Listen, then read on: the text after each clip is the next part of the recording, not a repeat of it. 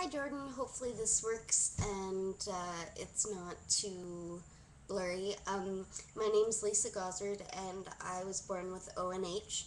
I just watched your first video and it was really well put together. It sounds like you've got a great head on your shoulders, and Jaden's very lucky to have a mom that's doing the research and remaining calm yet looking through all the avenues that you need to look through for someone with ONH.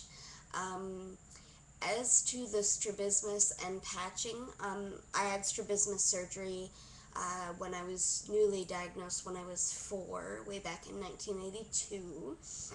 And patching didn't quite work for me because I'm pretty much completely blind in my right eye. I have a little light perception out of the very, very, very corner, but it's not enough. If I close my good eye, it's not enough really usable vision to to to make it functional. Um, now, since my strabismus started coming back, it's starting to go in a bit. I've been getting Botox injections into the muscles, which basically does the same thing as strabismus surgery, except I'm not sure if it's available for children. So it might be something you want to ask your ophthalmologist about. But again, probably the surgery is the best option, especially for the first surgery. But when he gets older, Botox might be an option. Looking normal is really important to me. When my eye goes in, people start looking behind them, thinking I'm looking at someone else, and it's kind of embarrassing. Most people in my life know I'm visually impaired, but if I'm out and just with um, talking to someone who's an acquaintance, it's kind of embarrassing. I had to go to 3 different ophthalmologists as an adult to find one that actually knew about Botox. I was willing to do the actual strabismus surgery again because I'm a girl. I kind of like looking as normal as possible. Well, except pink hair. I kind of look like looking abnormal, but in normal ways. So,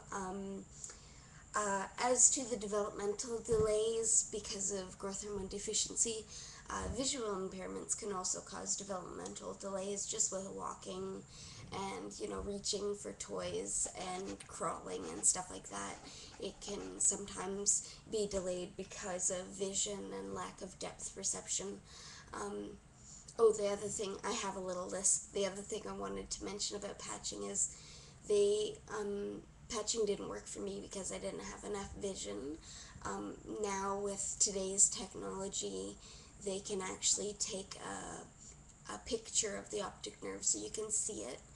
I have maybe, if you picture the optic nerve as a cord, like a cord, if you open up a cord like for electronics, there's a bunch of little wires inside of it.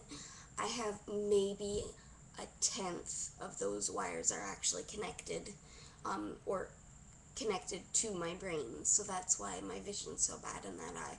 So I don't know if they can check that with Jaden so that you know whether or not patching is going to be more hassle than it's worth, or if he has enough connection there to make his eye function. The thing about strabismus and correcting it is it's really good because if you do have some vision in both eyes, it kind of your vision comes together in your brain, and when one eye is looking over here and the other one's looking straight, it can cause some issues with motion sickness and double vision and stuff. Uh, as to a cause for ONH, I like how a friend put it. There's no known cause. It's called the shit happens birth defect. Pardon my language. There have been speculation about different causes through the years, but none of them have really stuck. If you look into the research by Dr. Borchert out of California, I believe, he is working to try and get something more conclusive. Misdiagnosis of growth hormone deficiency is common because babies with growth hormone deficiency will still grow up to 6 months or something because of dietary input. But after that, they kind of slowly fall off the growth chart. And sometimes parents have to be a little forceful with their doctor, because most doctors just say, oh, they're just slow to, catch up, they'll catch up. Um, uh, One of the other things on my list is I don't understand why they can't do a simple blood stick. They don't need very much to check what's called the IGF-1, or insulin-like growth factor, which is the new test for growth hormone deficiency. The old test, you used to have to drink this horrible orange syrup stuff and wait for your glucose to skyrocket and see if your pituitary produced growth hormone. But now it's just a blood test, which is a lot easier.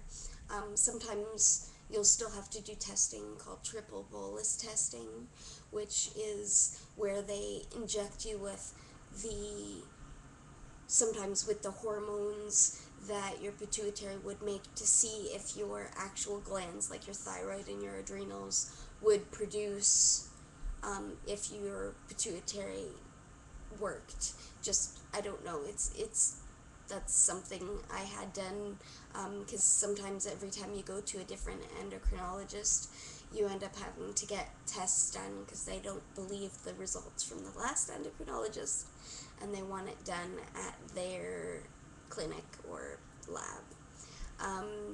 Keep up the videos. I think one thing is he'll love to watch and hear about how much you love him, and how much you did to advocate for him when he's older.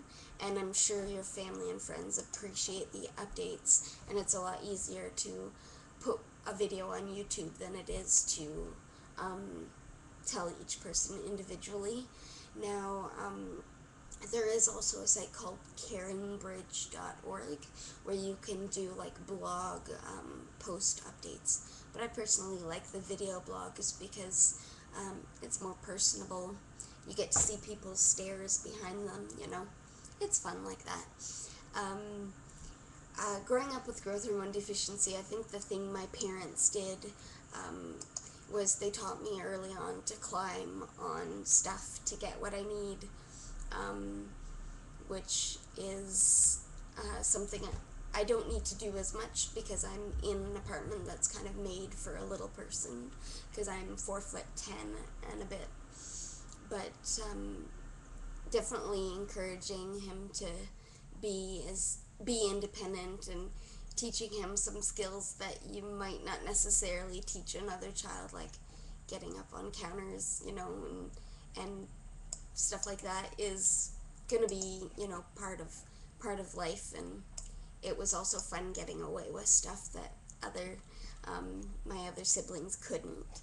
And my parents were sticklers about making sure I pulled my weight. I had chores too, and if it took me, extra to do a chore, I still had to do it. Even if my siblings were begging to do it for me, I still had to do it myself, because my mother would just say, are you going to move in with Lisa when she's a grown-up? Are you going to make her bed for her? Are you going to do dishes for her? And of course the result is a resounding no. And I just wanted to say yay for lower levels of prescriptions and glasses. That's happened to me before, and it's kind of a little victory. And normally I wear what I call my shrapnel glasses, which are polycarbonate for safety, just to make sure that I don't injure my good eye. But obviously sitting at a computer, the risk is fairly low that something's going to explode and injure my good eye. That being said, I've scratched my cornea before with a hair that got stuck in my eye, so I guess there's no telling what could happen. Anyway, just make sure that they're polycarbonates lenses, and you might have to pay a little extra for them, but they're the kind that are basically shatterproof. So I'm gonna end this video, and I'm going to maybe go watch another video and maybe do another video comment. Talk to you later. Bye.